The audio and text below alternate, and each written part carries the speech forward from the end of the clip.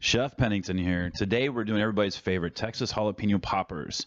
We're going to take a pepper, bacon, cheese, and we're going to get, it's really cool. And we're going to use a few ingredients that aren't normal in poppers, and that's what makes this recipe better and makes it Texas-fied. We'll get to that in just a moment. Go ahead and subscribe to our channel so you guys can know about all of our videos that we're posting.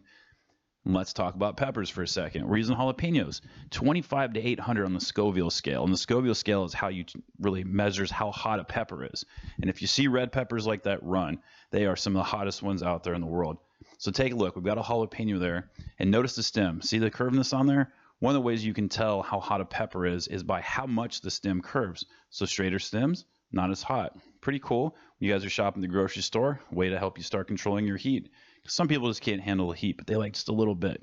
So when we're looking inside the pepper, a lot of people think the seeds is where the heat is, and it's actually in that white rib. And that's what you want to definitely get out. There's two ways to remove it. Take a spoon. You can start away from the stem, which is pretty easy. I'm a fan of that way. Just try to get as much of the white out as you can. And the other way is actually starting at the stem and taking kind of a straight cut down and then just a scoop. So they both work, just a matter of preference there. And then truly get that white out. Nobody really wants to bite into something that's going to blow their head off.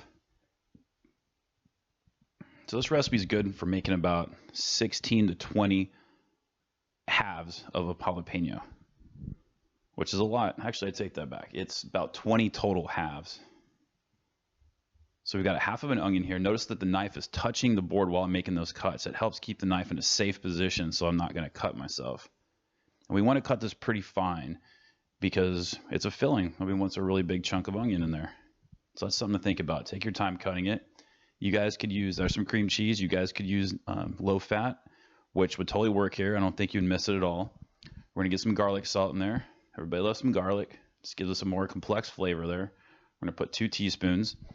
There'll be a link below that'll have the recipe and all the instructions for you, so no worries there. Cilantro. Cilantro is super good for you. Cilantro can even help move metals and toxins out of your body, lower your anxiety, blood pressure. It's really good stuff. It's also called coriander, which is the seed of what grows into cilantro.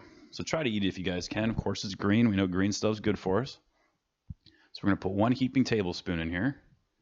One thing that's cool about this recipe is you can scale it up. You could take it times 2, or you could just kind of eyeball it and go with the ingredients I've got here. Serrano. Serranos can be extremely hot, but notice the stem is straight. That's something to consider when you're shopping, and this is what makes it Texas jalapeno poppers, because we're putting more heat back into our dish. So we're going to get the rib out as much as possible, and we're only going to use a half because we're trying to add more flavor. Something cool about Serranos, though, is they're kind of fruity. They actually have a lot of flavor, which we might say the jalapeno doesn't have a ton of flavor. It's more thought of as hot, but the Serrano, so noticeable, really fruity. So I'm taking long strips there from one end. That's going to make it really easy to get a really fine cut. We really do want to cut this one up really fine so it'll distribute nicely throughout all of the filling. So once again, like the onion, take your time. The finished product, it'll be noticeable. Unless you like a lot of heat, then go ahead and maybe just cut up some small ones like that and throw a few larger chunks in there. That could be cool. So that's 1/4 of a teaspoon there. So we're really not adding too much, but it'll be noticeable. We need salt. We like salt. It brings flavor. And we're going to add some more freshness. So we're going to use 1/2 of a lime.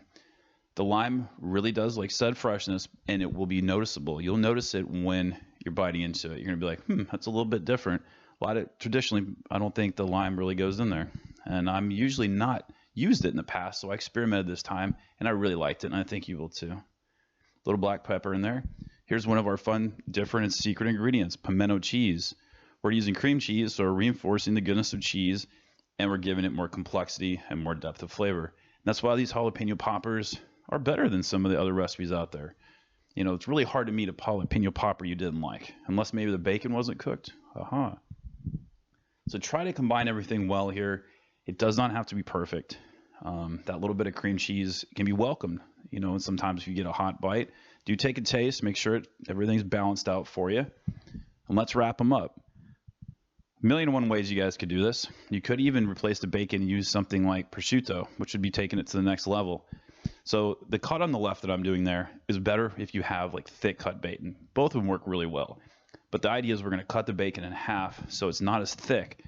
It's going to give it a better chance to render the fat out while it's cooking in the oven on a roasting rack.